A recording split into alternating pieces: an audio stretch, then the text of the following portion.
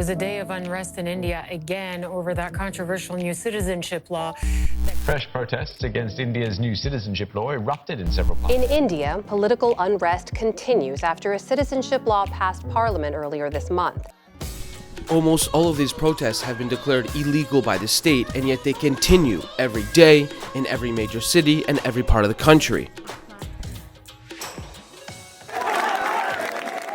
The protests were sparked by a new law that grants citizenship to Buddhists, Jains, and Parsis, Sikhs, Christians, and Hindus from neighboring countries. Freeze! You forgot Muslims! We gotta redo that line again.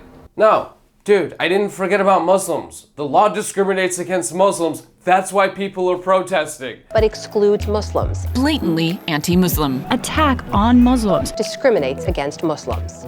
And so in this episode of Middle East Tonight, we are headed to India to learn more about the Muslim struggle for equal rights in the world's largest democracy. India is the world's largest democracy. As the world's largest democracy, The world's largest democracy. is the world's largest democracy. They are the world's largest democracy. The world's largest democracy. The world's largest democracy. The world's largest democracy. World's largest democracy. The world's largest democracy. World's largest democracy, guys! Nothing screams democracy like 250,000 police barricades in front of the Helm Ministry, because we're just one big happy family of Hindus and Sikhs and Buddhists and Jains and Parsis and... No, I didn't forget anybody, dude, that's everybody! And so we're headed over to the Uttar Pradesh government offices here in Delhi, where we heard there was going to be a protest. Uttar Pradesh is the state in India where 15 people have been killed by the police, more than anywhere else since the protest movement broke out in December 2019.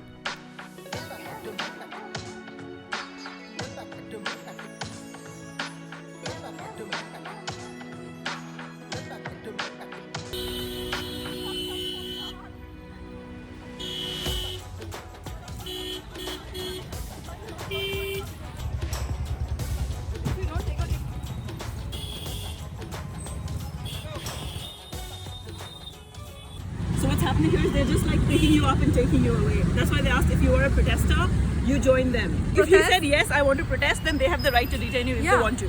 This is Isha Meher, a human rights lawyer based in Delhi. They can detain you and then of course you'll become front page news if they detain you. So if you want to, we can take that risk saying we've changed our mind and we want to protest. Now, to understand why people are protesting, we need to talk about the National Register of Citizens, a policy the government of India first implemented in 2013 in the state of Assam, which required that every person prove they were living in India since 1971. The result? Millions of people couldn't prove they were citizens. In fact, most of them were Hindus, which didn't exactly vibe with Modi's Hindu Nationalist agenda. And that's why Modi's government passed the Citizenship Amendment Act, so all these Hindus that got left off the citizenship registry in Assam would have an easy path to citizenship. And that's what these guys here are protesting in support of.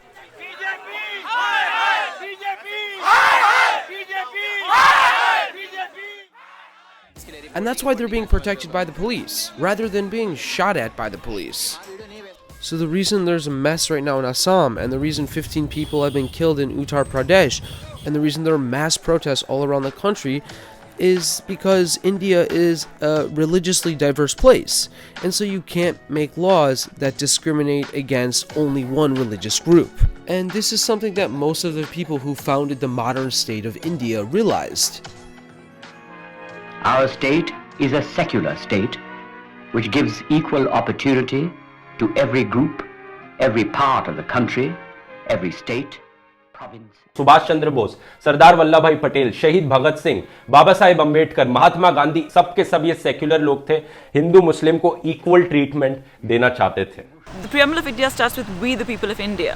If you go through the Constituent Assembly debates, you see there are debates saying that should we swear by the name of God, should we swear by the name of some kind of a divine entity, and all of them were categorically shot down by the framers of our Constitution because they thought it was important that we made sure that this country, which was just recovering from an aftermath of a very violent partition, did not see any more violence or persecution on religious lines. If If you guys like this video, then check out some of our other explainer videos on Israel and Palestine, Egypt, Saudi Arabia, Turkey, Jordan, and other topics. And as always, thank you so much for subscribing to the channel. Until next time.